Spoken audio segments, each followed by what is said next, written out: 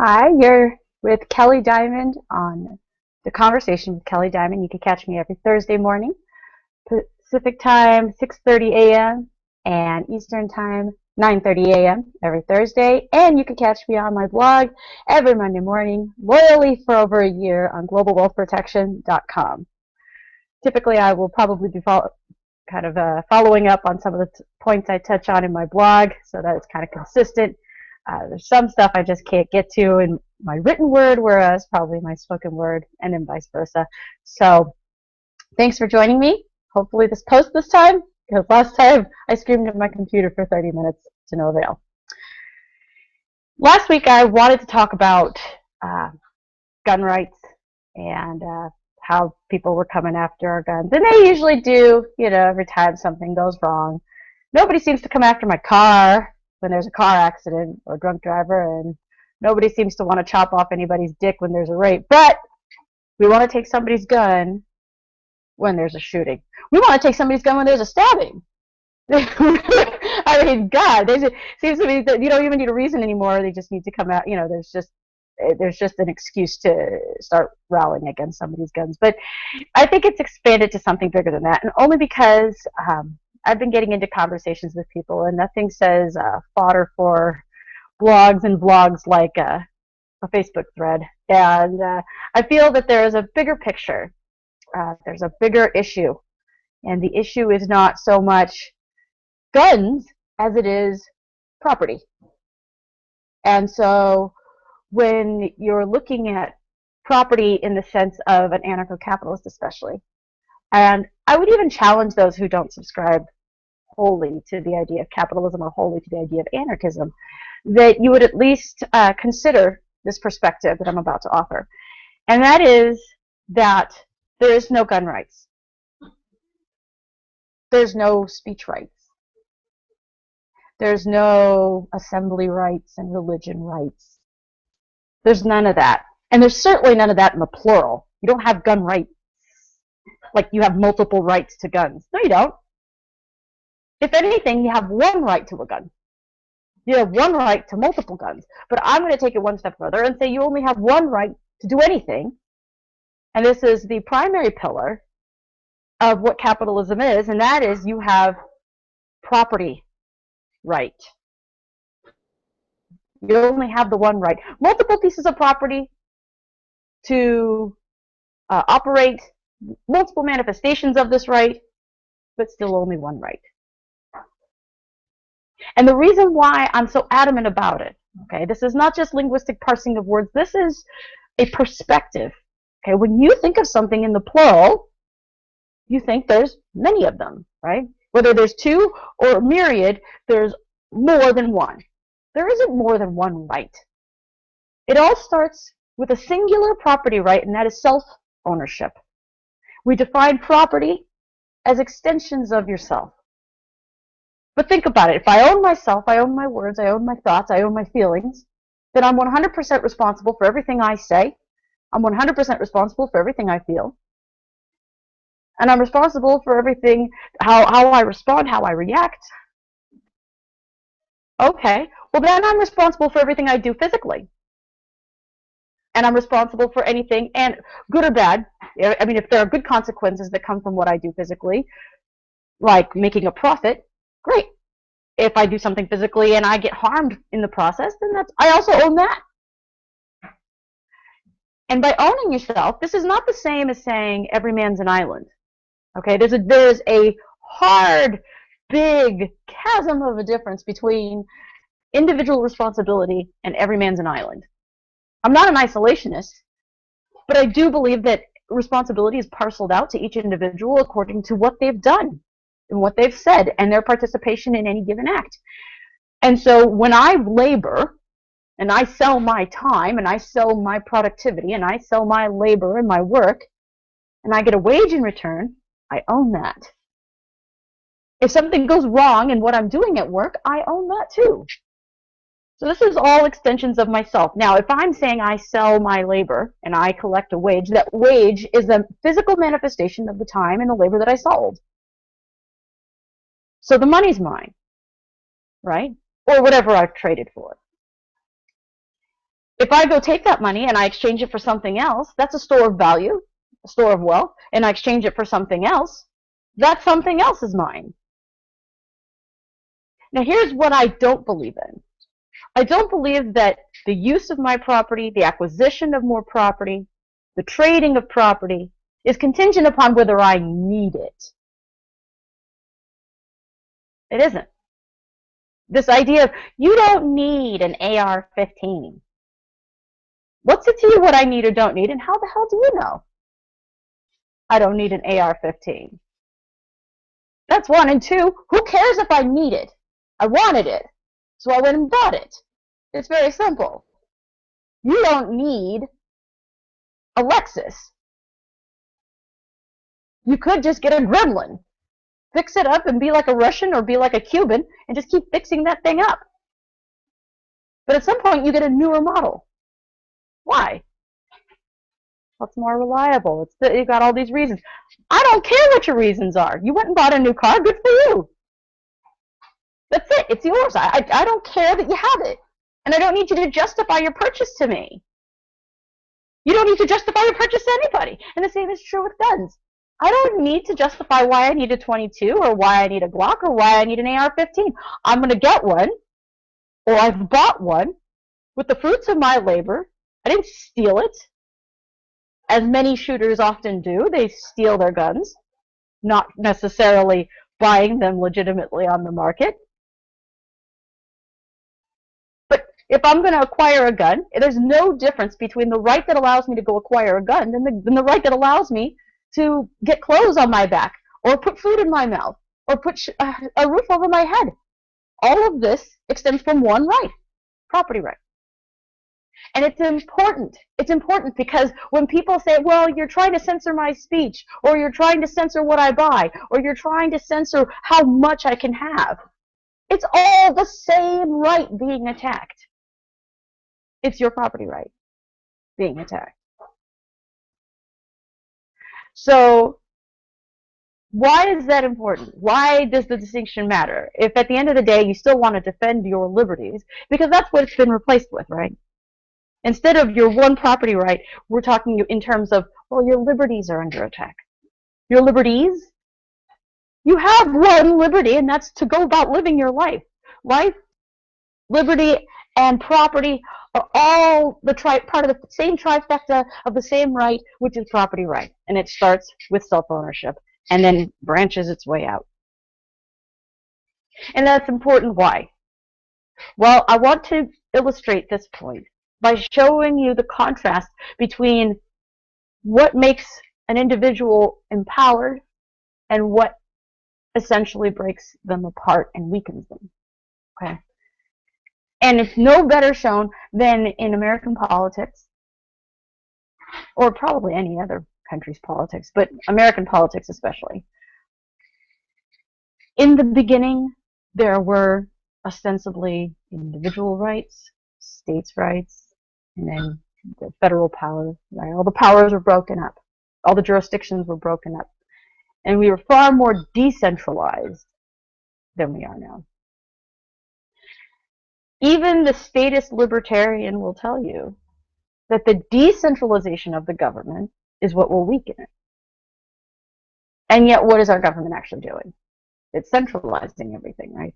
Whereas at one point, marriage, education, wages were all, gun ownership, all of that was a state issue, not a federal issue.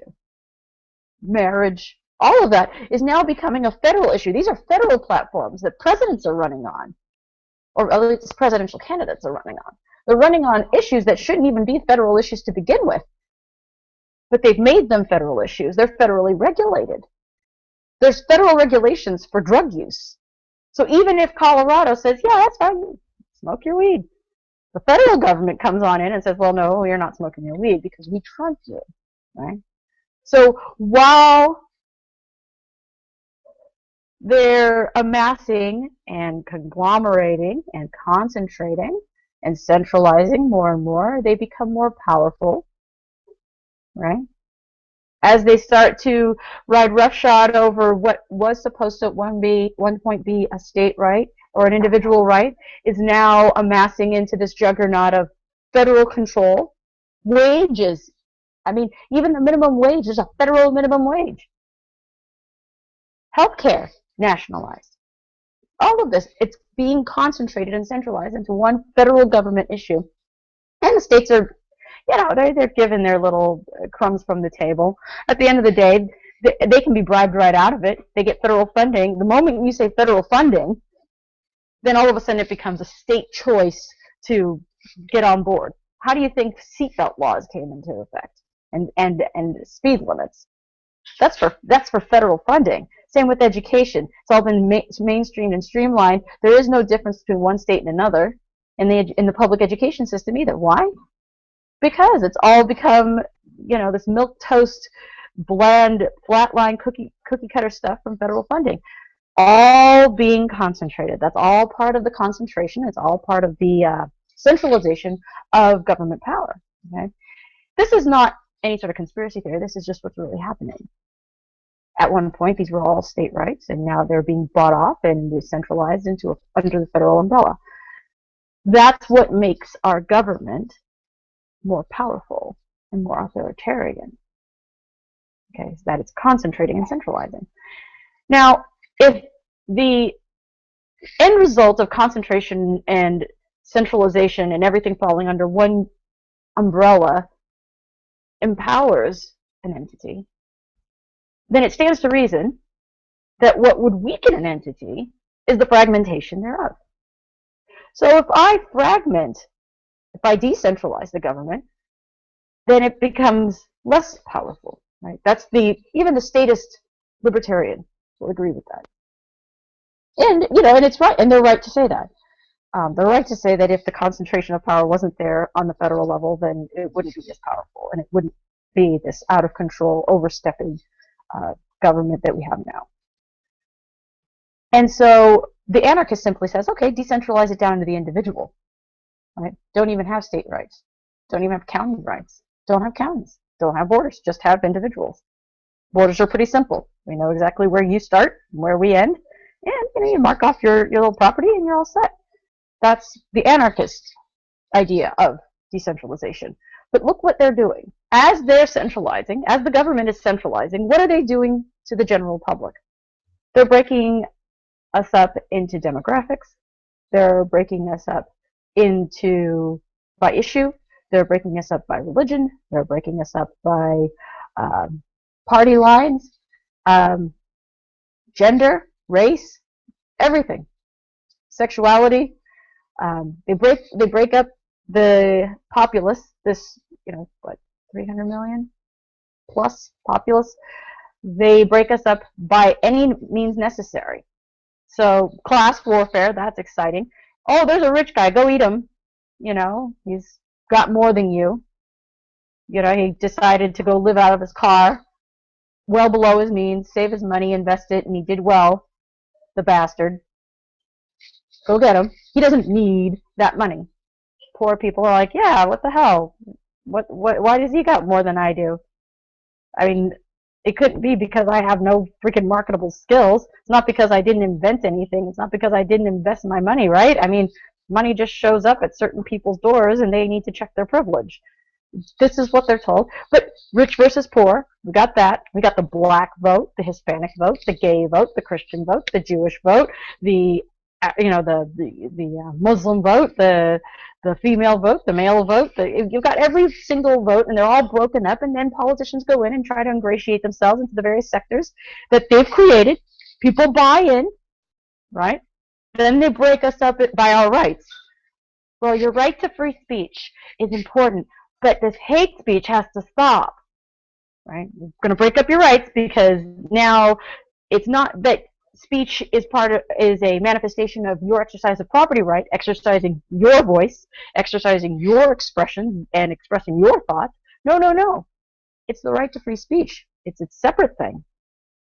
Well, it's not that we're against religion. It's just that, this one is speaking out too much on this, and it's not fair that they're denying people business because they believe X, Y, and Z, and they shouldn't because everybody has a right to come into your private business and make you work for them. Now, they're going to pay you for it, so it's not necessarily slavery, but that I would compel a baker to bake, a gay couple a cake violates their property right, but we're not going to call it property right? We're going to call it the civil liberties of the gay couple, which civil liberties are separate from property right because we can't keep them all together. If we start to treat them as one right, then you can see how they're chipping away at it. But if I start to attack something like, say, your gun right or your gun rights, and that's not something you regularly exercise. I mean, that's like somebody coming after my right to vote. Hell, if I care, I don't vote. Telling me I can or can't vote, I'll tell you now, it doesn't matter if I do. That's why I don't. If I thought it mattered, then I'd go do it. But then again, if the government thought it mattered, they wouldn't let me. So, voting is a non-issue. But if somebody came after my right to vote, right, which means that, and voting is essentially expressing your opinion. Not that I like it. I think it's an act of aggression by extension, and it's an act of violence by extension.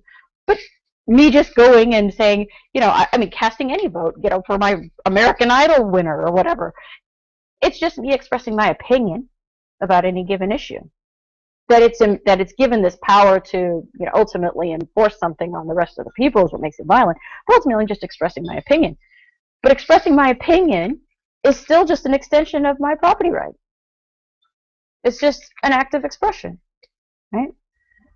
But while the government is concentrating and centralizing, it's fragmenting all of us by rights, by demographic, by all of these various strata.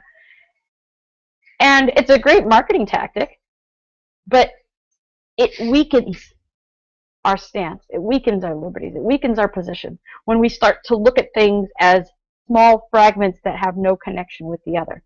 They're very connected. They're very connected. They're one and the same thing. There is no distinction that we call. It's a variable that you're switching out. I went and bought a shirt. I went and bought blank. A gun. I went and bought a bowl of cereal. I went and bought an apple. It's all the same. It's a variable. It's the same equation, different variable. If addition works, that I do this plus this equals that, right? And this plus x equals 4, and I move the number over and I subtract it from the other side. This is basic math. The equation stays the same. If the equation is the same, then let's call it the equation. Don't call it, the 2 plus 2 theory. No, it's not the 2 plus 2 theory. It's math. There's no special theory. It's not like 2 plus 2 has a different theory behind it than 3 plus 5. It's the same theory. It's all math. It's all addition. So let's call it that. And the reason why I say let's call it that is because once they start coming after an unused corner of your property right, and you say, well, voting, whoop-de-doo, right? I mean, that's the one property right I could probably give 2 tin shits about. But the fact that they would come after it and attack from that angle, the angle that I don't care about, the neglected corner of my property right, okay? And then say, well, you didn't care when I came over here and occupied this corner of it and, did away with it. Why do you care that I tell you what you can say or not say? I'm just saying, don't say bossy. I'm just saying, don't call people derogatory names. Well, what's a derogatory name? I mean, I could come up with a very eloquent and elaborate way of calling somebody stupid. Or I can just use the word stupid. Either way, the sentiment's the same. You can't get rid of the sentiment. And that's the same thing with trying to get rid of violence. By attacking my words, you don't get rid of whatever bigotry I have. My bigotry remains intact, in fact. All it is that I can't express it a certain way. And if I have violent inclinations, you taking away the means by which I thought I would go about executing these violent tendencies. If you take away my baseball bat, that's fine. I'll go find a pipe. If you take away my knife, I'll just go make a shiv. If you take away my gun, I'll just go get one on the black market. If I want to be violent, I'm going to go be violent.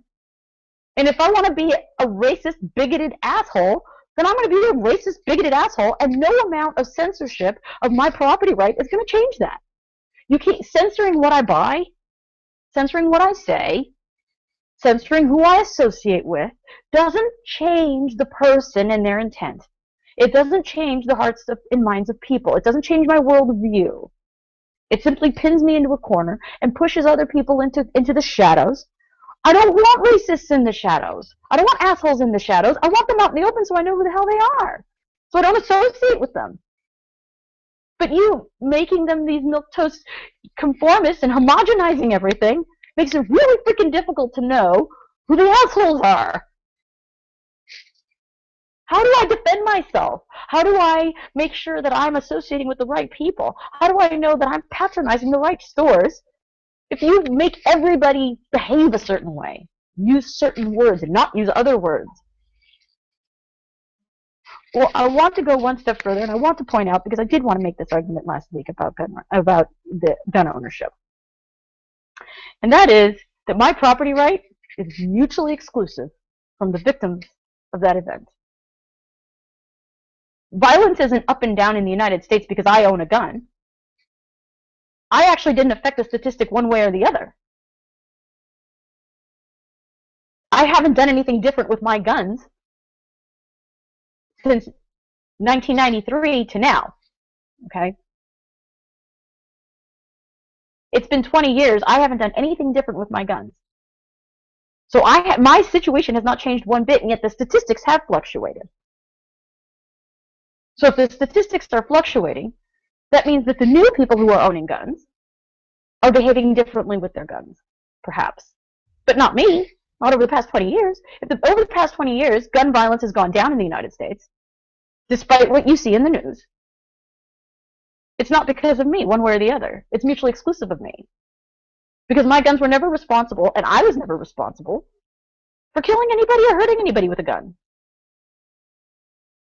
So even if gun violence skyrocketed tomorrow, it wouldn't be because of me, because my behavior hasn't changed one way or the other. I'm still not hurting anybody with my guns.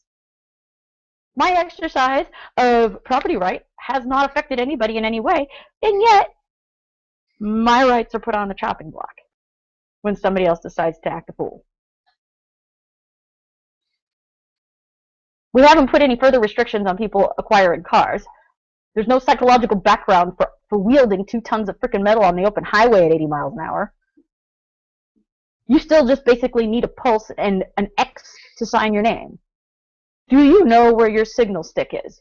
Do you know how to turn on your windshield wipers and your headlights? Yeah. Yeah, you're all set. Get out there. Have fun.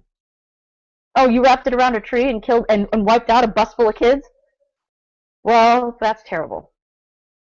Are you going to change anything about how people acquire cars and guns? Or acquire cars and license? No. No, we're not going to do that. We're just going to go after the dude that, that violently killed these people irresponsibly using his car. Oh, you're just going to go after the criminal then. You're not going to go after his weapon. Right? I don't understand the double standard. But at the end of the day, the reason why is because my exercise of using my car didn't wipe out a bus full of kids. There's no more or less children dying because I've stagnated. I haven't affected anybody one way or the other. I haven't caused an accident. I haven't done anything that would violate other people's rights with my property right. So if my property right, if my exercise and free exercise of property right hasn't affected anybody in any way, adversely or otherwise, and it's flatlined, and let's say the same is true of you, then I think we can safely say that there is no correlation, there's no causation, there's no connection, there's no relationship between violent acts of other people who are exercising their property right, recklessly and irresponsibly, but still nonetheless using their property and their self-ownership to do something really wrong and stupid. There's no connection between that and you and I. So why is it that we need to regulate and legislate other people's rights to property and how they govern themselves? It doesn't make any sense. It doesn't solve anything. It doesn't prevent anything. You're not going to prevent me from killing people. I already don't kill people. You regulating me more isn't going to make anybody safer. You can't get safer than not killing people. That's it. That's as safe as it gets. Now, taking away all my sharp objects, maybe you make me a little safer, but you don't make society safer, you know? You're never going to get guns out of society, just like you're never going to take sex out of society, just like you're never going to take bullying out of society, you're never going to take poverty out of society. You're never going to take that out. You can't legislate it away, okay? I mean, I know you want to. I know there's a lot of people who do. There's a lot of, good-hearted statists out there who think that all we need to do is write this shit down and have some important people sign their name after it, and it'll just go away. It won't. The better thing to do is to talk about these things and find safer ways to integrate them into society and to mitigate them from within our social structures, our anarcho-social structures, I would add, non-governmental social structures. And by that, I mean, whether it's through your churches, through your families, through your friendship circles, through your child care, your mutual aid child care associations. I don't care. I mean, there's several different ways in which people can organize themselves. However you choose to do that is how you're going to remedy these violent tendencies. Okay? By behaving as peaceful people and setting a peaceful example, the future generations will see that how you regulate yourself, how you self-regulate, is how they should regulate themselves. Right? But if we're demonstrating to our younger generation that the only way to solve a problem is through violence, by way of legislation and voting, by actually just beating down on somebody, yelling at somebody, shaming, and all of these things. If that's how we solve our problems, then we can't expect future generations to behave any differently. But first and foremost, if you don't walk away from this with anything else, one right. Various manifestations, various forms of property, one right to use it. One right to acquire it. One right. If you see it as one right, then any attack on it is an offense to you. If you fragment it and buy into the fragmentations and buy into the separations and the compartmentalizations of this one right, if you buy into that, then you won't pay attention to the unused corners that they're using to get in and violate you as a sovereign individual. Okay? But if you see it as one right and it's all in front of you here, that any attack on it is worth some sort of response or retaliation. Right? I'm not suggesting violence. I'm simply suggesting that you would be more aware of the attacks on it if it was all one right in front of you, instead of various rights tucked away into various cubby holes. I mean, if I have both my kids in front of me, I'm more likely to be paying attention to who's attacking what and what's going on with them than having one kid over there and one kid over there. One's in a tree, one's over there in the monkey bars, and I have to somehow keep track of them. And I hear one of them screaming and playing, and I'm like, oh, they're fine. And the other one's crying, and both of them are crying. Well, now what? Well, this one fell out of a tree. Well, this one fell on some, rubber surface. I shouldn't have to choose which one to go after and which one to save, right? And I wouldn't have to if I keep them together. And likewise with your rights, you don't have to choose between which one is more important. They're all important because they're all the same thing. If somebody wants to tell you that you can't buy a 22-ounce soda, it's not because you like soda that you would defend that right. It's because you defend the right to consume whatever the hell you want. Because it's your body, self-ownership, and your property right. Believe that. Thanks for joining me. I'll catch you next week.